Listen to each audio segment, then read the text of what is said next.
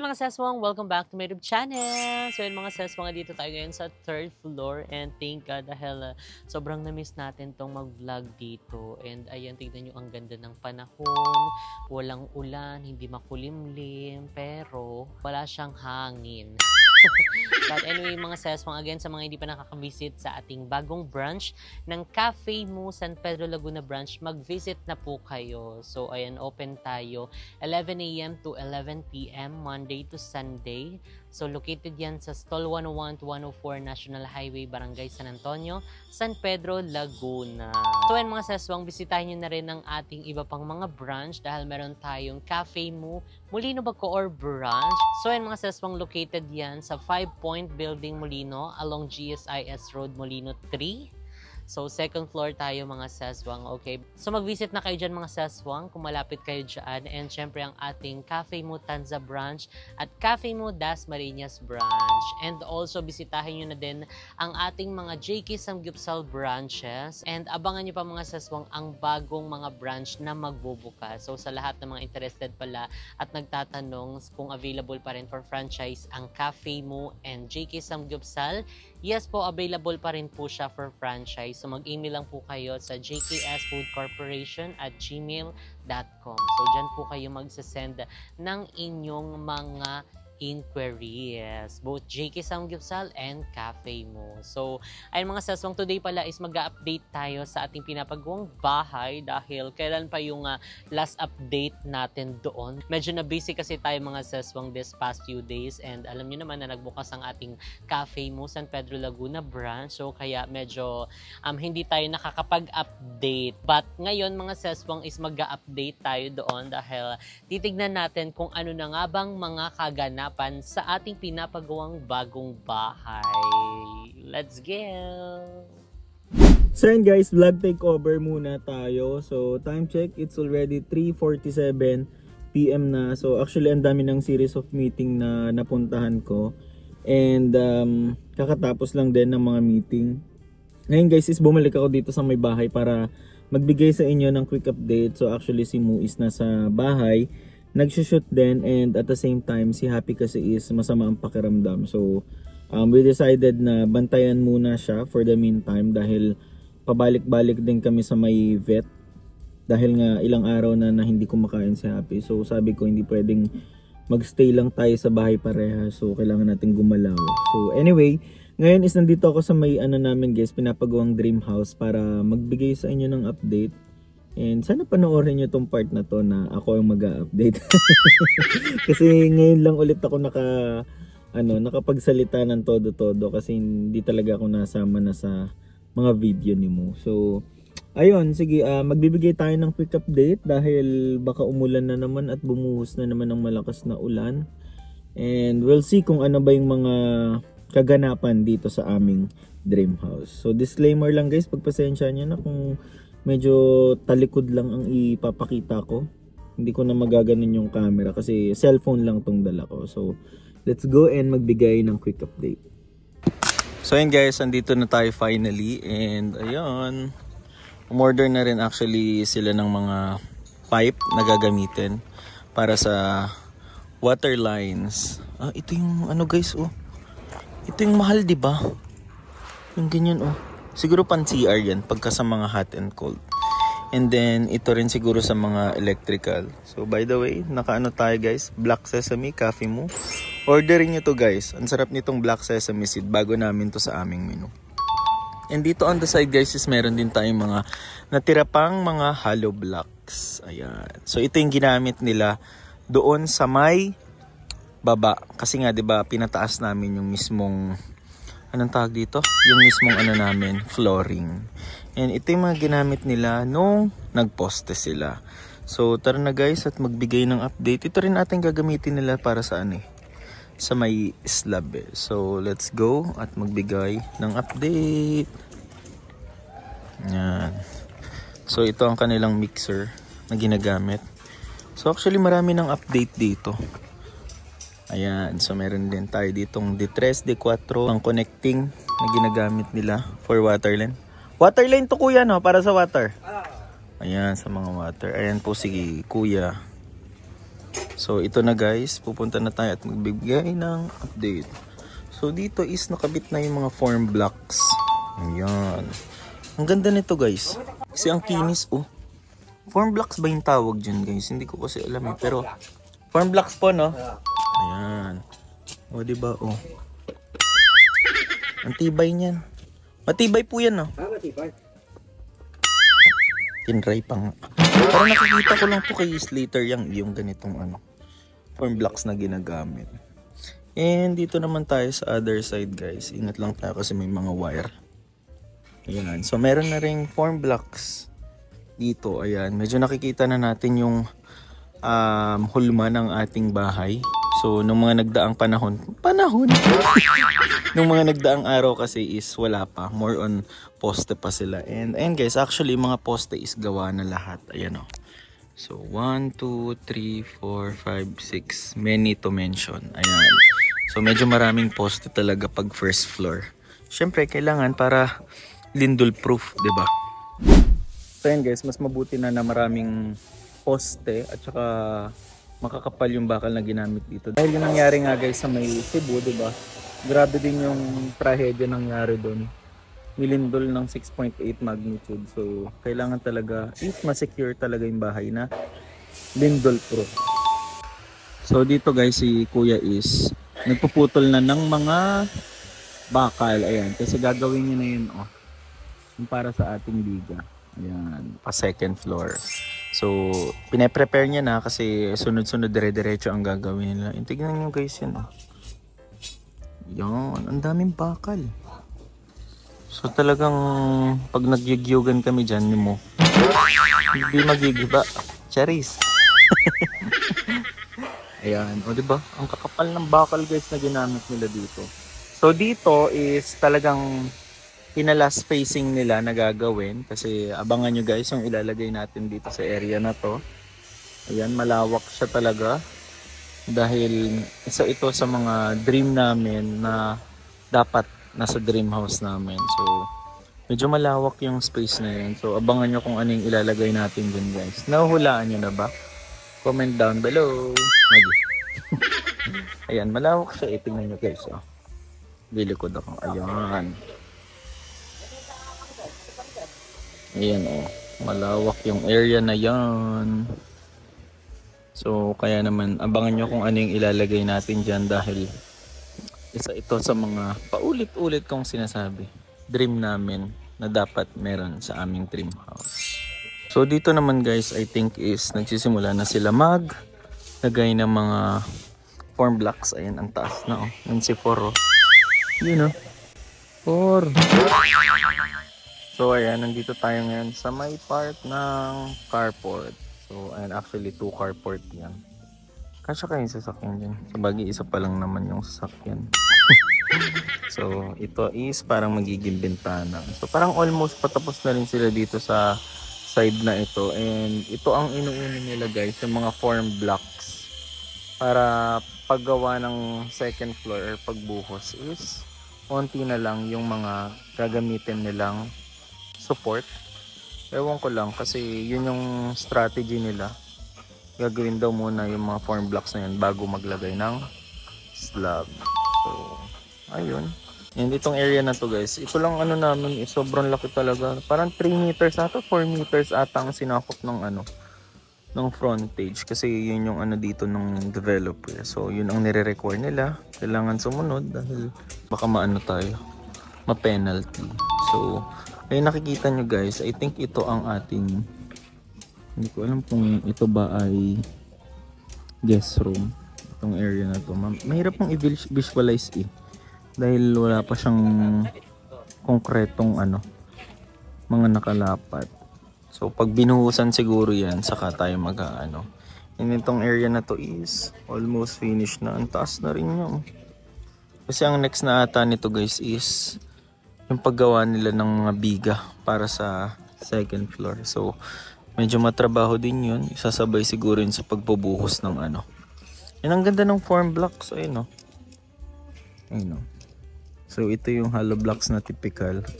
And then ito yung form blocks. So parang doble siya ng typical na CHB. So correct me if I'm wrong guys, kung meron din bang ganito kahaba na regular hollow blocks na ganito. So baka makorek tayo. Yun lang naman. Hindi to ata guys is parang yung magiging office natin na area na to. Ganda. Ganda na agad. Claim na agad natin eh. And ayan si kuya, naglalagay na ng mga bakal dito.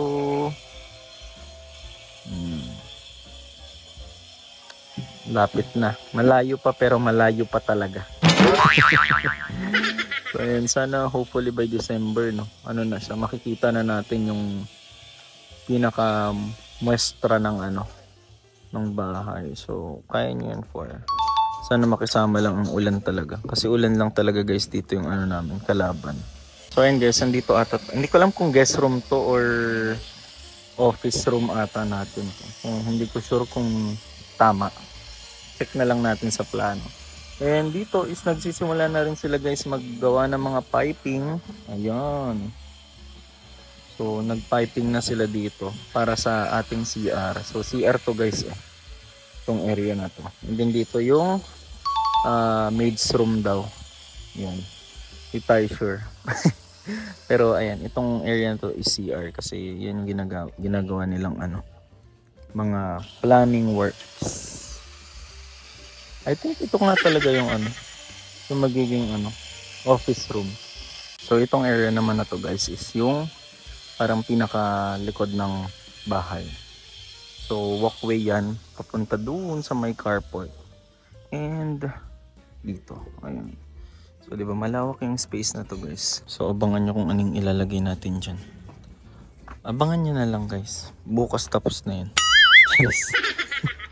So ayan mga saswang, hindi na pala tayo nakasama kay Mo, ayan, para mag-update sa ating bagong bahay. Ayan, dahil may emergency lang tayong pinuntahan at inasikaso dahil etong si Happy mga saswang, ilang araw na kasing masama ang kanyang pakiramdam, hindi siya nagkakain. Actually nag-start to nung nagstay kami sa San Pedro, ayan, dahil kausap ko si Mama, dahil ang nag-aalaga dyan kapag wala kami, it's either sila Ma'am Day, Sir Kat, or si Mama kapag umalis na sila Ma'am Day. So ayun, sinasabi ni Mama na hindi daw kumakain si Happy, parang naghahanap daw sa amin. So parang usual lang din yung akala namin na katulad siya nung mga before, ng mga alis namin na parang naghahanap lang, ganyan-ganyan. Tapos eto, iba, parang kutob namin, parang iba na yung ano niya, yung kinikilos niya at saka yung action niya kay Mama kasi nga hindi niya na talaga ginagalaw yung pagkain niya. Pero malakas siya uminom ng tubig. So natapos na nga yung mga ganap namin doon sa San Pedro, opening, and yung ibang mga content sa ginawa namin. Nakauwi na kami dito. So dali-dali kaming pinuntahan si Happy. Tinanong namin siya kung ano yung masakit sa kanya. Although hindi naman siya nagsasalita, pero alam naman yan, di ba mga saswang, sa lahat ng mga fur mom dyan, naiintindihan natin sila or nararamdaman natin kung ano yung daing nila. So hindi siya yung usual na happy, like katulad before na kapag naririnig niya na yung gate na kumakalampag, ibig sabihin nandyan na kami, or kaya may bagong tao na dumarating, tapos pagbukas ng pinto, as in, nakaganon lang siya, parang nakatanga lang siya sa amin, pero hindi siya yung katulad na talagang maligalig, naririnig pa lang niya yung kalampag ng gate, tatahol-tahol na yan siya, hindi yan magtitigil ng kakatahol hanggat hindi namin siya nayayakap. So yun nga, nag-ano na kami na parang may something na sa kanya kasi nga hindi niya kami ganon ka, alam niyo, parang ka-excite na sinalubong, kumbaga hindi ganon ka naramdaman namin na hindi siya parang ganun kasaya. Alam mo yun, yung usual na parang yung gaganin-ganyan, tatahol-tahol, tapos tatalon-talon, hindi siya ganun. Kumbaga, behave lang siya, ganyan-ganyan, tapos parang, parang ganun, iyak-iyak lang siya. So, ay pag-akit namin sa kwarto, ano namin siya, sabi namin kay Mama, ano yung, ano niya, eksena niya, kumain ba siya? Sabi ni Mama, kumain siya kagabi, pero itong umaga, hindi na niya ginalo yung pagkain niya.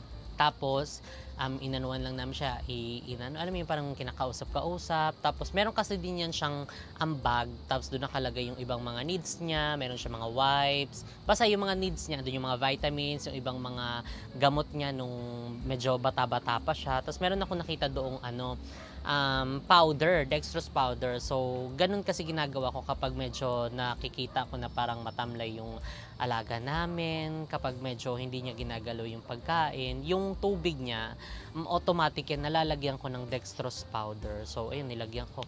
Uminom, malakas siya uminom, pero yung mga pagkain na hinahanda namin, ilang araw yun, parang 3 days ata yun, hindi siya kumakain. Puro lang siya inom ng tubig, hindi siya nagsusuka. As in, ganun lang siya, nakaganon lang siya, nakahiga lang siya. Tapos kapag tatawagin namin, gaganon lang siya, titingin lang siya sa amin. Tapos nakikita namin yung mata niya, hindi na puti. Kumbaga medyo nagre-red na siya. Hindi naman yung super red basta mararamdaman yun na parang may something talaga kasi nga nag-red na yung niya, mata niya, may something red. Tapos inano agad namin, sinugod namin sa vet, ganito ganyan. Tapos ang ng vet doon, kumbaga kinuwanan siya ng test. Tapos nakita doon na meron siyang infection sa tenga. So nagkaroon doon ng infection yung tenga niya. Tapos binigyan kami ng reseta sa parang sa kirot, at saka yun sa infection, dalawa ata yun. Clindamycin ata yun, at saka yung isa, parang katulad siya ng ferrous sulfate kasi nga parang mataas yung kanyang white blood cells. Nakita dun sa test. Tapos, inanuan pa siya ng vitamins kasi nga natigil na din yung vitamins niya. Niresetahan din siya ng vitamins. So, 3 na yun. So, pagka uwi namin, medyo okay kasi siya sa labas As in, yung action niya sa loob ng bahay, hindi katulad ng action niya sa labas. Pag sa bahay, nakahiga lang yan siya, titingin lang yan siya kapag tinatawag namin. Kapag may darating, titingin lang yan siya. Pag sa labas, as in, umiikot-ikot pa yan siya, malikot, nagtatahol, ganun yun siya. Tapos pag uwi namin dito nga, ang pinainom na namin, basta parang ang ang take nun, isang beses sa umaga, pero isang clindamycin, parang parasulfate, tapos vitamins, yung 3 yun. Tagi-isa nun sa umaga, tapos isa din sa gabi. So, bale, in total, 6 yung iniinom niya kasama yung vitamins. So, nakailang take na kami, isang buong araw, tapos gabi. Tapos, sinat ko na agad si Doc kasi parang wala akong nakikitang progress kay Happy. Wala akong nakikitang parang umi-effect yung gamot, parang mas lalo pa siyang matamlay, titingin-tingin lang siya sa amin, ganyan-ganyan. Tapos, nag-chill siya. Yung parang nanginginig-ginig siya. So, hinaan na namin yung aircon. Ang init-init na. Hinaan namin, nagaganon pa din siya. Kinumutan na namin. Tapos, minessage ko na agad yung vet niya. Good thing din doon kasi yung vet niya, kahit anong oras, nagre-reply. So, thank you so much. And kay Doc, ayan, nag-reply siya na sabi, dalhin namin siya doon, which is yun kagabi kasi inano ko siya, tinext ko kung ano yung lagay ni Happy kasi nga nag-worry na kami. So ito yung picture niya nung umaga na yan. Actually hirap kami makatulog kasi inaalala talaga namin si Happy. So ayun, meron pa siyang lamp dyan para magsilbing parang init-init. Ayan, 'di ba? Kasi nakakumot siya. Tapos simuwi na ano-ano niya yung kamay kasi yun din yung gusto niya, yung ginaganon siya, yung binibelly rub siya. Tapos pag tinigil mo yun, gaganunin ka niya. Gaganyan. Ibig sabihin, mo daw, ituloy-tuloy mo. Tapos pag tinuloy mo, yan, ganyan, tutuloy niya na yung tulog niya. Ganon siya. Tapos nakabantay lang kami sa kanya. Tapos sabi ng vet niya, dali na siya bukas. It's either i-IV siya or itetest pa siya kasi baka mayroon ng internal problem na sa kanya. Which is, galing na kami kanina. Kaya hindi ako nakasama kay Muna mag-update dahil naghiwalay muna kami ng gawa. So, siya mag-update muna siya, makipag-meeting muna ako. Inasikoso ko muna to si Happy, kasama sila Ma'am dahil sila Sir Kat. Tapos yung galing kami kanina doon. And binigyan siya ng, anong gamot yun? So doon sa vet, ang binigay sa kanya dahil tinest siya, meron siyang lagnat, kaya pala nagre-red yung mata niya. Tapos, yung gana pa rin niya kumain, hindi ganun kalakas.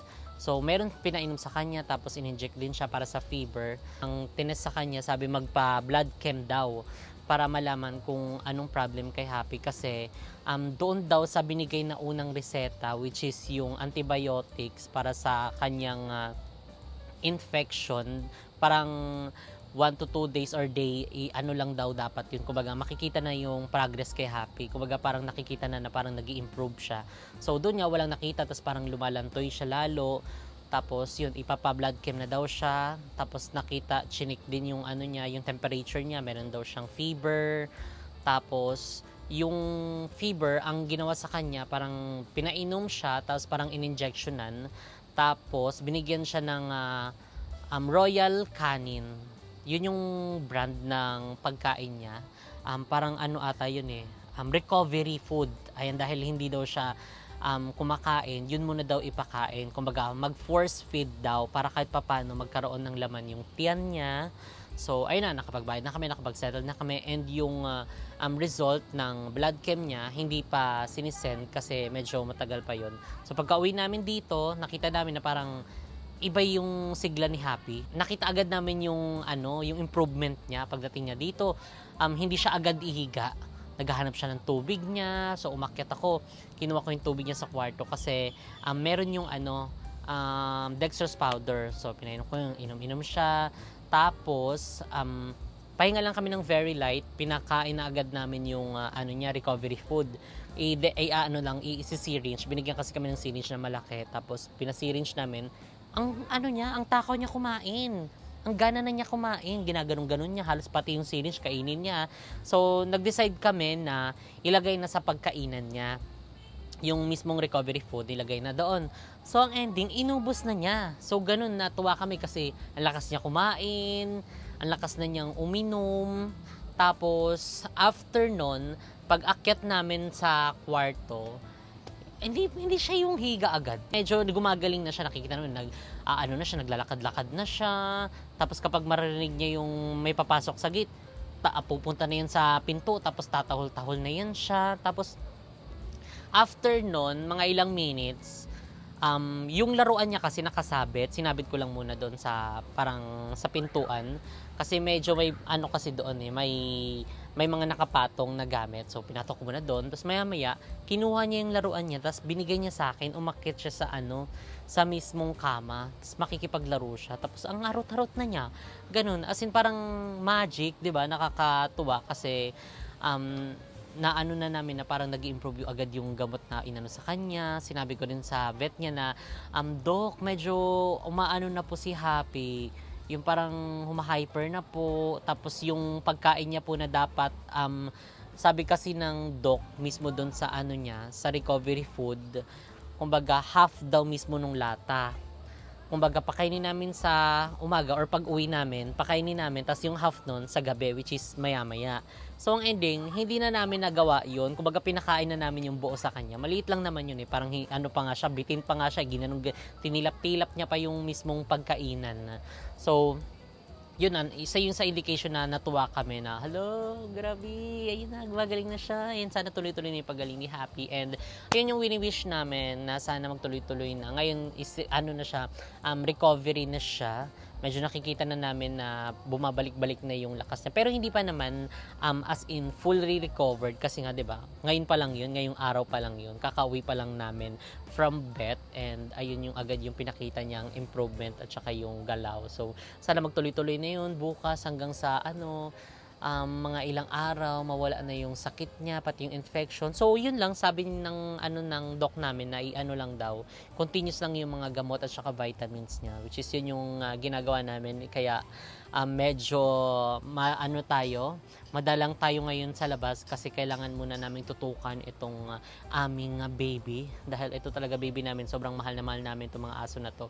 And si Harley, si Happy, nung first visit pala namin sa vet, kasama namin si Harley and pinagroom namin, pinakalbo namin kasi yung Shih Tzu sobrang mabilis silang kapal ng balahibo. So anyway mga seswang, ay dito na nga nag-end ang ating video. So in-update ko lang kayo sa ganap namin at saka sa mga nangyari kaya wala ako doon sa update mismo sa bahay. Si Mumu na yung nag-update. So sana nag-enjoy kayo sa update mo and see you on our next vlog. Again mga seswang, bisitahin nyo na ang ating mga Cafe Mo branches, lalong-lalo ng ating Cafe Mo San Pedro Laguna branch at Cafe Mo Molino Bacoor branch and Tansa branch at Dasmariñas. And syempre ang ating mga JK Samgyupsal branches. Again mga seswang, Seswang, sa lahat ng mga nagtatanong kung open pa rin for franchise ang JK Samgyupsal at Cafe Mo. Yes po, open pa rin po tayo for franchise. Mag-i-email lang po kayo sa jksfoodcorporation@gmail.com. So again mga Seswang, dito na nga again ang ating video. If you like this video, don't forget to like and share. And comment down below kung ano pang gusto nyo maging next video natin. And don't forget to subscribe my YouTube channel, Jessica Absalon. And see you guys in our next video. Bye! Keep safe everyone. Bye!